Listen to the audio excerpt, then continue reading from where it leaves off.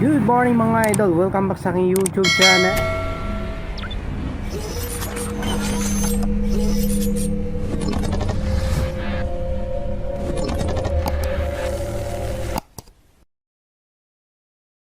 So meron akong i-share sa inyo na amplifier dito mga idol.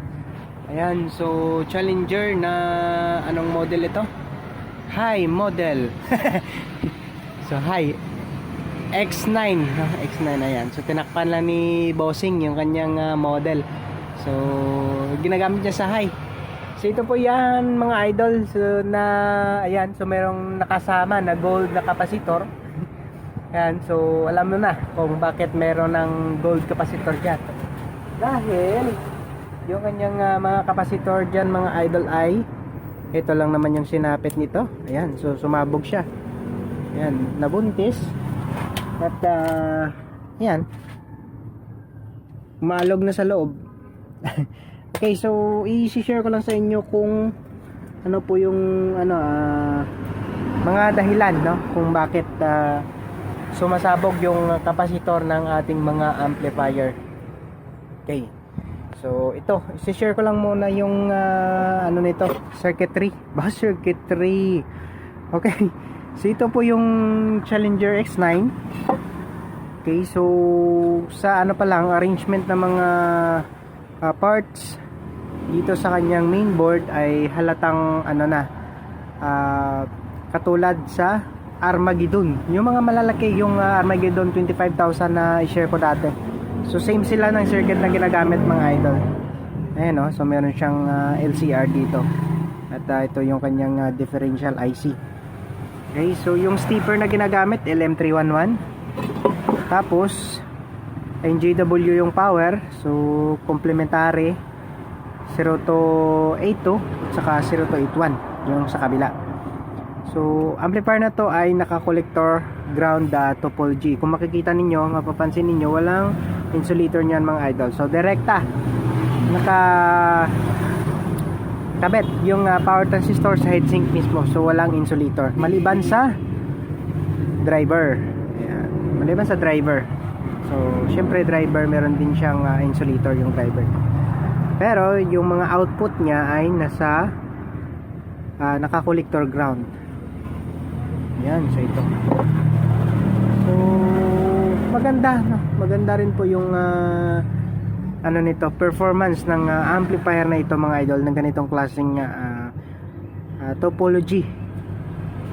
Yan. So ano kasi sa yung ano nito, counterpart sa isang circuit, yung naka-collector out. Yung sa mga transistorized differential naman ay naka emitter out. Yan. Okay, so ito siya. So stepper, same pa rin. LM311 pa rin po yung gamit sa kanyang gate driver. Yan. So ano lang, sa stepper halos walang pinagkaiba, no, sa ibang mga modelo ng mga amplifier. So mostly kasi ito na po yung pinaka-common na ginagamit ng mga stepper pagdating sa mga class H amplifier mga idol. Yan. So ano po ba yung dahilan kung bakit nasusunog o pumuputok yung kanyang capacitor mga idol? So unang-una, siyempre sa high voltage, no, isa din ka factor doon yung ano, yung bakit sumasabog yung mga capacitor pag yung input ng amplifier natin ay sumusobra sa 230 volts. So hindi kakayanin ng mga capacitor natin. Pero yung specs ng capacitor nito mga idol ay nasa 100 volts. So meron siyang ano, abanse kumbaga. Dahil yung ano naman ang amplifier na to, yung supply niya ay nasa 88 volts yung kanyang high rail. So 44 yung kanyang low rail. So naka-series naman po yung dalawang capacitor. So tingin ko kahit mag 230 pa or 240, so kakayanin pa ng capacitor. Kayanin pa. So yun, so high voltage, so siyempre pag nag 250 na yan, so malamang bubuntisin niya talaga yung mga capacitor natin.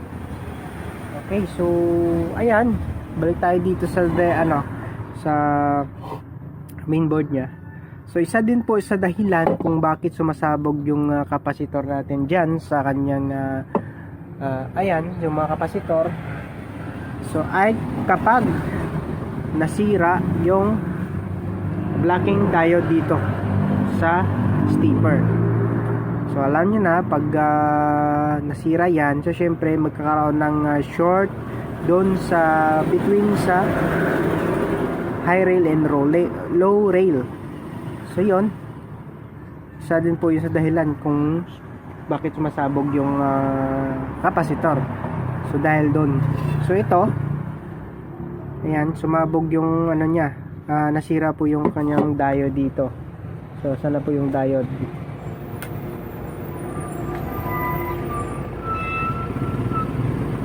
Ito ba yun? Hindi.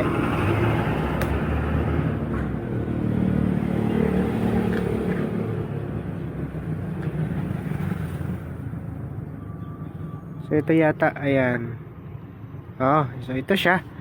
Yung 3060 PT na MUR. So nasira to. So yon, isa din po sa dahilan kung bakit sumabog yung kanyang kapasitor, mga idol. So dito, sabi ng tropa natin, so na over voltage yung kanilang step up. So ito po yung amplifier na to, yung unang nadali. Ayan. So hindi siguro kinaya ng diode dito, kaya nasira. Ayan. At sumabog yung kanyang kapasitor. Tapos meron pang dalawang output dito na nasira. So hopefully dalawa lang, ha. Hindi na dadagdag pa.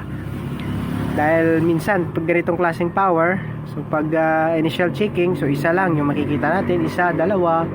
Pero pag isinaksak natin, ginabit natin sa amplifier at saka pinower on, so minsan meron pang nadadagdag. So di kasi hindi kasi sa unang pa lang, hindi mo masyadong mahagip sa tester yung mga sira or malapit nang masira na mga power transistor. So mostly kasi pag sira, syempre shorted na yan eh. Okay, ayan. So yung JW po yung gamit ng na to. So mga to, maganda to gamitin sa mid at saka sa high. Malinis ang tunog nito ng circuit na ito, mga idol. Ayan. Napakalinis ng nito. Yung lang natin dito is yung mga materyales na ginagamit. Ayan. So tulad dito sa kanyang sa MOSFET na ginagamit, ng common na ginagamit dito ay ito yung ginagamit niya, 90N25. So kung tutusin natin, mas mataas na to, no? Dahil 90 amperes. So 250 volts. Pero nasira pa rin. So kasi yan, mga idol, depende kasi kahit sa mataas yung specs ng MOSFET. So pagdating naman sa durability, hindi naman 100% na tugma or doon sa kanyang specs. Mas maganda pang gamitin yung 59N30 na MOSFET. Mas pa yun, mas matagal pa at saka mas matibay compare sa ibang mga modelo ng MOSFET na ginagamit, mga idol. Ayan. So ayan po, mga idol, hanggang dito lang po muna yung natin dito. Yung isang channel pala, buti na lang pinalad. Hindi nadali. So tumutunog siya. Ayan, oh.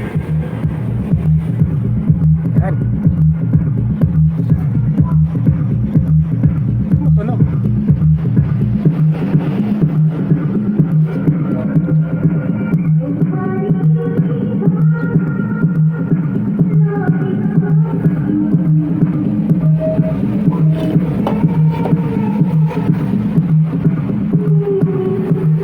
Ayan. So, ayan po. Maraming salamat po, mga idol.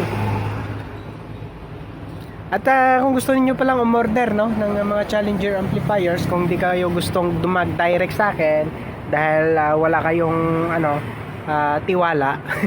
Ayan. So, i-share ko yung mga link ng amplifier ng Challenger dyan sa description sa baba para click nyo na lang kasi meron naman si GVS sa Shopee.